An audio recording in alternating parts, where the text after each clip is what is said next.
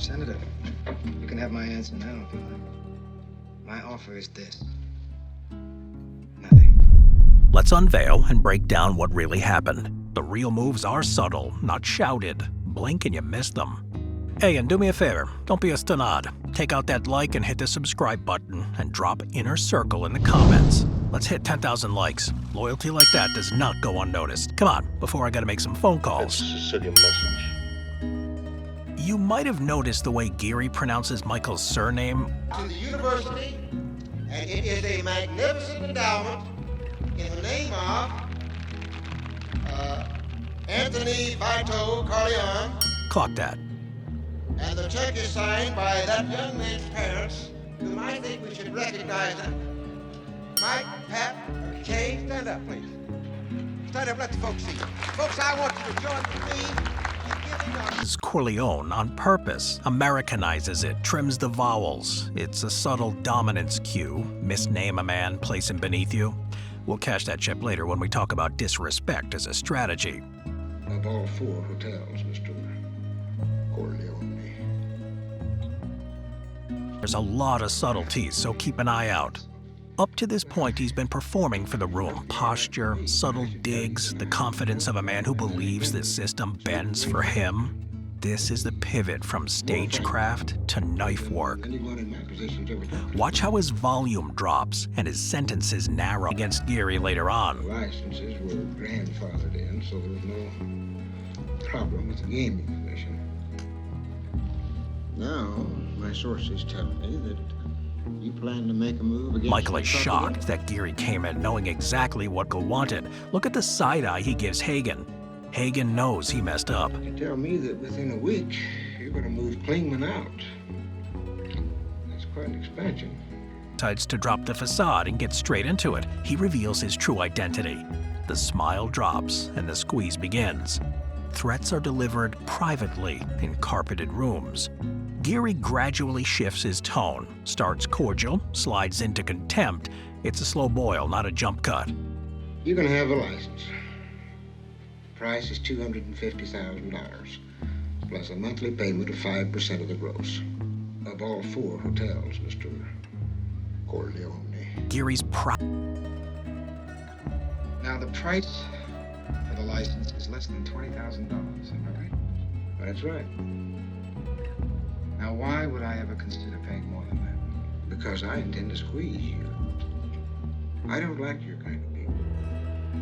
I don't like to see you come out to this clean country in your oily hair, dressed up in those silk suits. You try to pass yourselves off as decent Americans. That look Hagen gives Geary is everything. He now foresees the fate that awaits Geary as the result of his disrespect.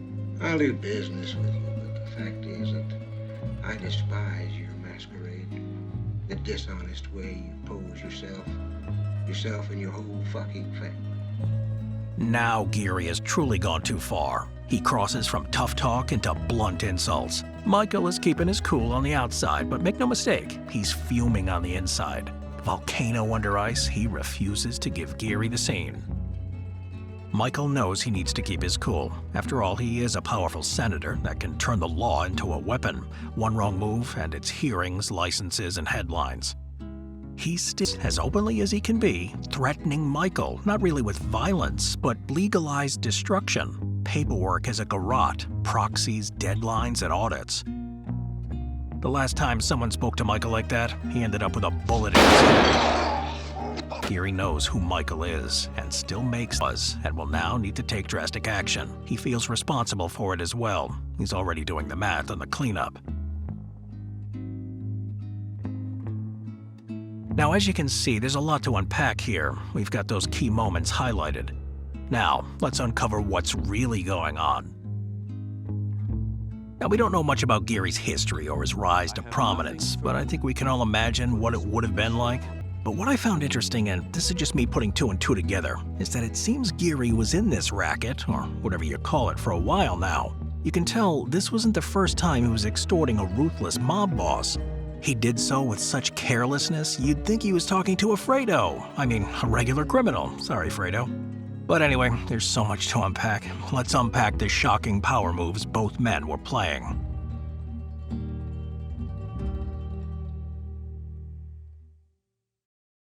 Welcome to the inner circle, the private side of the culture mafia, the part we keep off the channel. You see, for as far back as we can remember, we always wanted to build a private members club where we go much deeper than anywhere else. So we put everything in one place. Let me tell you what's waiting inside. You'll get the videos we'll never put on the channel, the ones too controversial to make public, the breakdowns and analysis we can't touch out in the open, the ones that go further than YouTube would ever allow, the stuff we make only for the people in here. This is the content that doesn't exist anywhere else. No public link, no re-upload, no way to see it from the outside. You're either in the room or you're not. It's a place where like-minded, high-caliber people can come together to connect, learn, discuss, and debate. And you get direct access to us. Not a comment lost in a sea of thousands, a real line to the people behind it all. Ask your questions and actually get answers. And every month, you suggest a specific video you want to see, and we make it happen. The people, the scenes, the moments you've always wondered about. You're not just watching what we make, you get a say in it. Walk into any room and know exactly who holds the power and handle people and pressure without ever losing your cool. The stuff nobody teaches you that changes how you move for the rest of your life. Plus, previews, behind the scenes, giveaways, and a community of like-minded people you can actually talk to every day. Now, here's an offer you can't refuse. Right now, it's free. You walk straight in and it costs you nothing. That changes very soon. The doors close, this becomes paid. But everyone who got in early stays in. You lock your spot in now, you keep it. So, secure your place on the commission while the door's still open.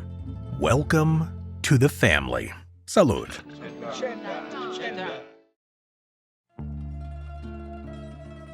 Geary was a simple-minded man. His prejudice, his arrogance, his overall sense of entitlement left him blind to the real game he was playing. And that blindness, that failure to realize who he truly was dealing with, would be his undoing. It seems this wasn't the first time Geary had shaken people down. He had done it before, and so he felt secure in his position, convinced his office gave him untouchable power. But in doing so, he ignored the timeless warnings of strategy. He did not heed Sun Tzu's advice to know both yourself and your enemy, nor did he follow the laws of power. In fact, he broke Law 19, know who you're dealing with. Geary never understood who Michael Corleone truly was, nor the kind of power he commanded. And so, he would face the same fate of all those who do not heed these warnings.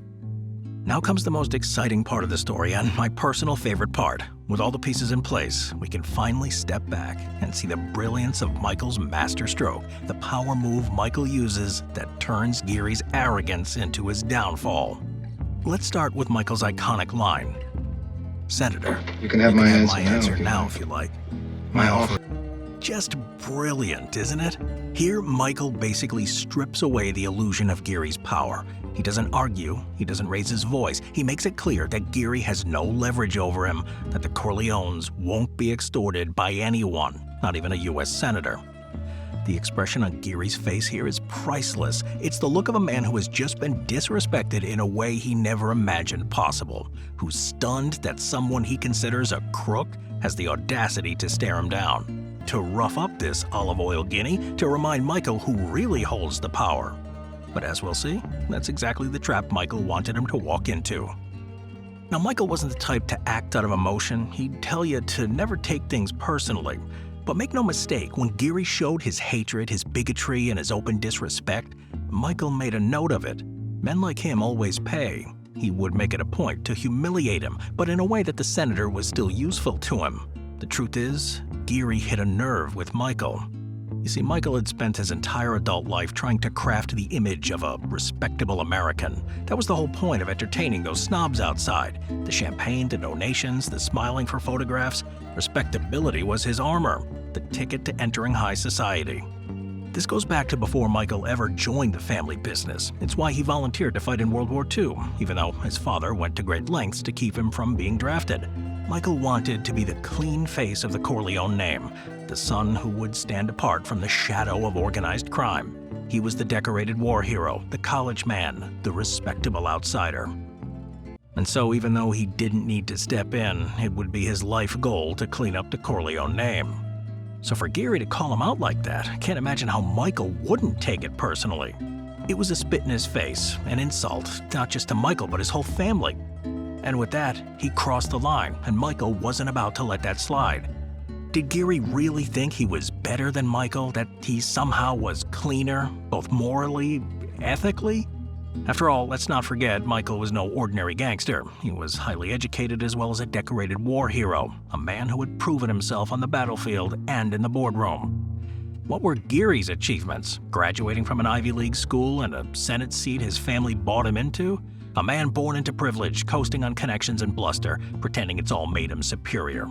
And in his eyes, Geary was the pretender. Michael would show him the truth, that the senator, not him, was the filthy one. Michael was now facing a new class of players in the game of power, but he was ready to play their game, and he would prove it by showing Geary for what he really was. So, how does Michael actually play this? Well, Michael goes back to the fundamentals of power, the timeless laws that govern the game, and in this case, Michael unleashes Law 33. So before we reveal Michael's masterful three-step plan, it's essential to understand this venomous law of power.